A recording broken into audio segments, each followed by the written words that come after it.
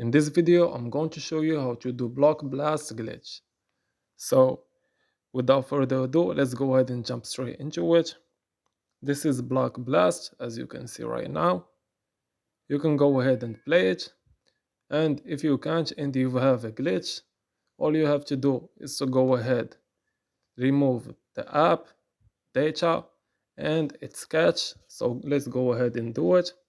Just go back, then hold the app, click on this icon right here at the top right, and then just go ahead to the storage, click on it, and then just go ahead, clear the cache. Just click on this right here. Then after that, just click on clear data, then click on OK, and you should be good to go.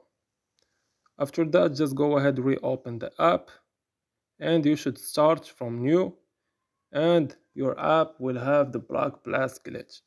So this was an easy and quick process video, and I hope this video was helpful.